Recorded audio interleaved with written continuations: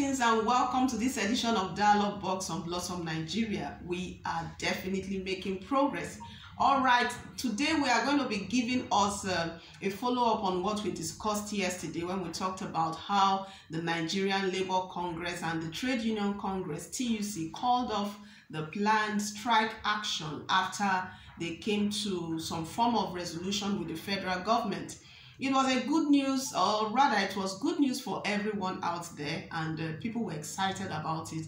But the fact is that they need to review the decision of the government after 2 weeks and know how far they have gone, and if they have also complied with their terms and conditions. And with that, this morning we're going to be talking with an analyst, Barrister Prince Uzemi, and he will be giving us more details and likely solutions that he thinks the government can implement as they work out a more workable conclusion that will help every one of them and even Nigerians to see some very reasonable conclusions that will help every sector to move forward.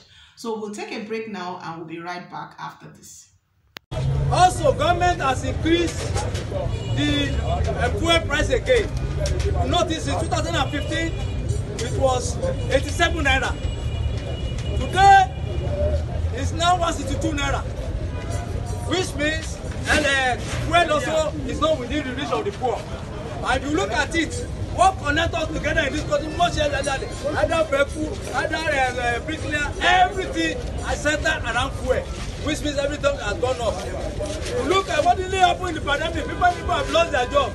That is more recent today. Socialist Party of Nigeria and other allies, we are coming out to protest against injustice being done by this government, and we want this government to reverse to the whole price of 87 naira, the fuel pump price.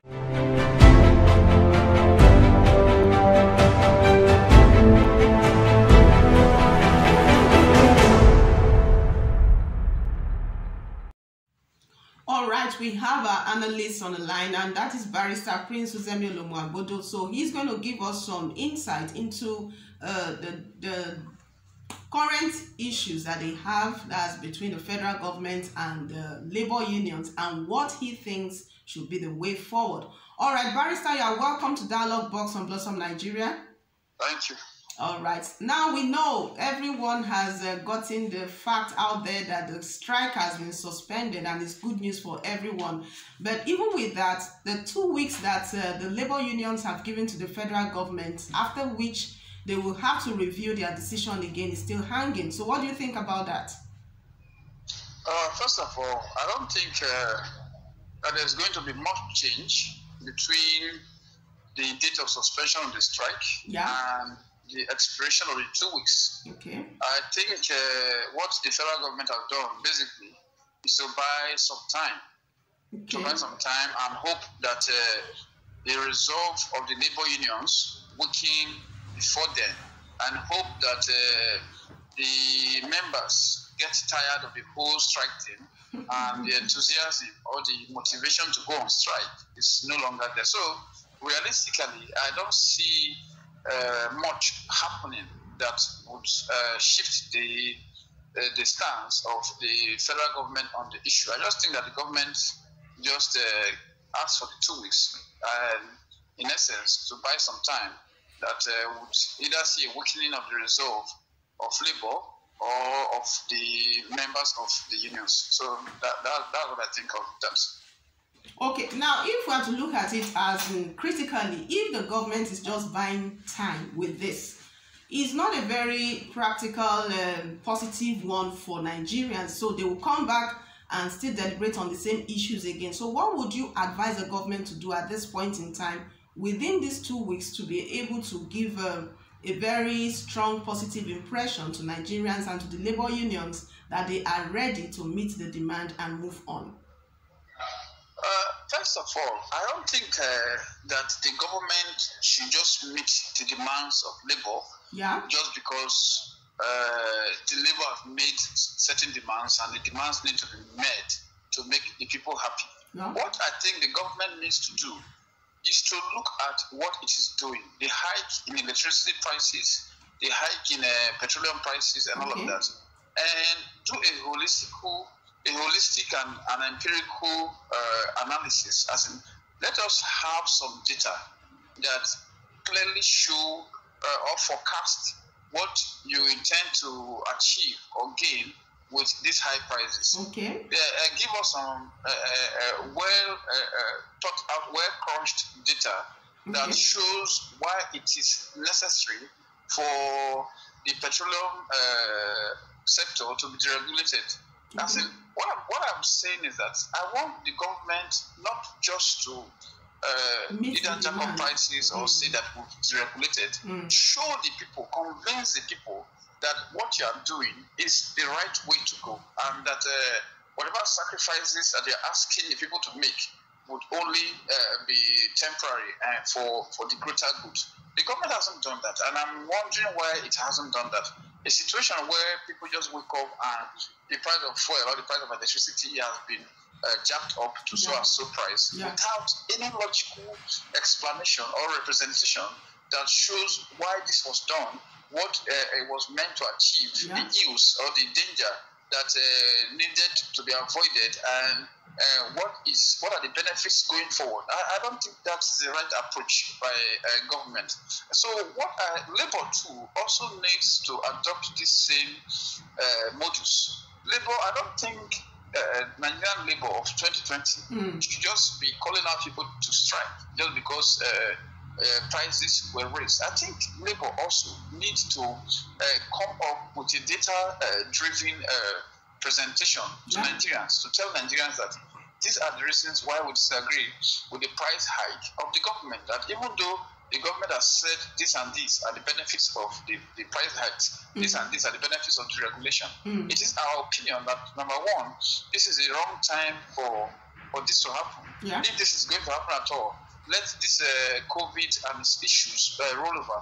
And we also think that the government may be wrong in its projections, in its postulations.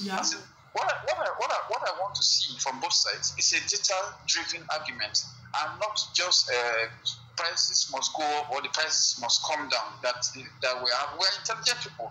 Show us some intelligent analysis that we have to sell the opposition, and we have to swing the neutrals in this whole protracted issue one way or the other. So that's what I could expect from both the government and Labour.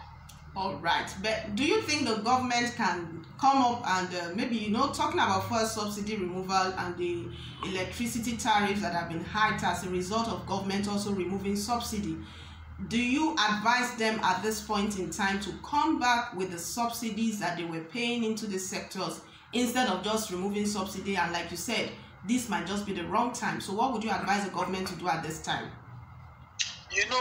This issue of subsidy or no subsidy, the Jonathan government tried to remove subsidy in 2012, and Labour massively resisted the move in conjunction with a lot of other organizations and political parties and all of that. They massively rejected the move.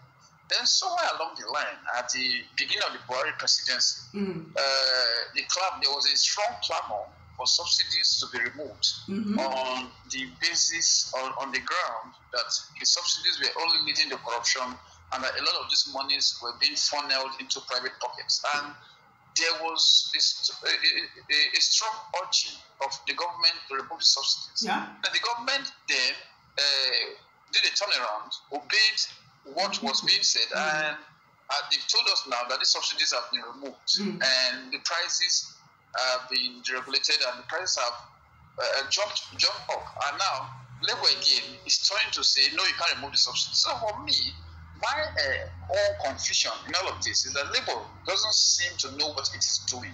Labour doesn't seem to understand what the issues truly are. Labour has not in any way come up with an empirical position that shows that this is why subsidies should be removed, or this is why subsidies shouldn't be removed now. So my take on all of this is that I do not believe in protest or shutting down of the economy just for the sake of shutting down. My position is that you can't be approbating and reprobating all at the same time. It is that you are standing on one position, and let us know that these are the reasons why you are standing on this position, or you are taking the other position. A situation where in the space of 10 years, Labour has changed its stance 3 times on the same issue. I don't think it speaks very well. And it doesn't help to convince skeptics like me that want to know exactly why we are being called out to strike or to protest when the same Labour has changed its stance a number of times. All right. Okay, thank you so much, Barrister Prince Uzemi Olumuagodo, for calling in, and we really appreciate your call. So we'll take it on from here, and we are really grateful. Thank you very much. You're welcome.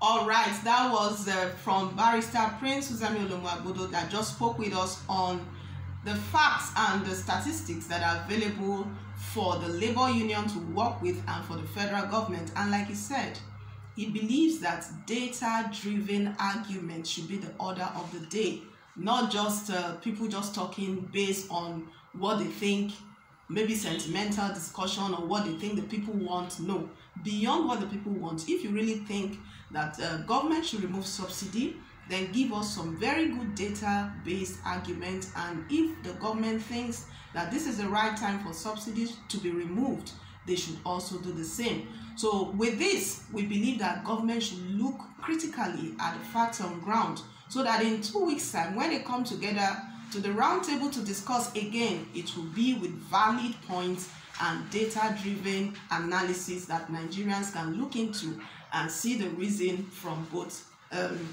ways or both sides. So with this, we also want to remind you to visit our YouTube channel and subscribe to our page, and let us work together as we work on spreading the right information to every nook and cranny of our beautiful land, Nigeria. Also, come to our website, visit our website www.blossomnigeria.com and our Facebook page, Blossom Nigeria. We also use this opportunity to invite you specially to be a special guest for our special October 1 edition that we'll be doing, and that will be on Thursday. And we'll use that opportunity to also say thank you to several people who have made a difference in the country, across the nation, as individuals, as corporate bodies, as government agencies. And we'd like to say thank you to all of them. So we'd like you to stay with us as we also bring you those special editions that will be coming on later this week. We thank you so much for staying with us today. This is Blossom, and I believe in the Nigerian dream.